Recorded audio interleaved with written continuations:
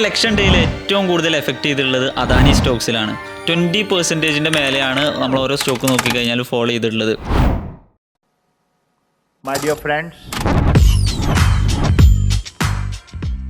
30 ലക്ഷം കോടിക്ക് മുകളിലാണ് മാർക്കറ്റിൽ നിന്ന് ഒരൊറ്റ ദിവസം കൊണ്ട് വൈപ്പ് ഔട്ട് ചെയ്തിട്ടുള്ളത്.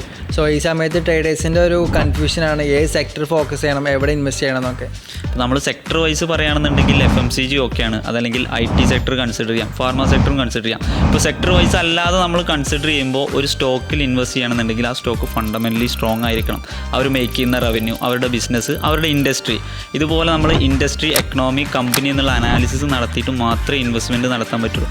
മാർക്കറ്റ് ഏത് സിറ്റുവേഷനിൽ വരികയാണെന്നുണ്ടെങ്കിലും ഇതേപോലെ ഫണ്ടമെൻ്റലി സ്ട്രോങ് ആയിട്ടുള്ള കമ്പനീസ് സർവൈവ് ചെയ്യും. ഇപ്പോൾ മാർക്കറ്റ് ഫ്ലക്ച്വേഷൻസ് എല്ലാ കാലത്തും ഉണ്ട്, ഇലക്ഷൻസ് എല്ലാ കാലത്തും ഉണ്ട്, ബിഗ് ഇവൻറ്റ്സ് എല്ലാ കാലത്തും ഉണ്ട്. ഇതിനൊക്കെ സർവൈവ് ചെയ്യുന്നത് ഫണ്ടമെൻ്റലി സ്ട്രോങ് ആയിട്ടുള്ള കമ്പനീസാണ്.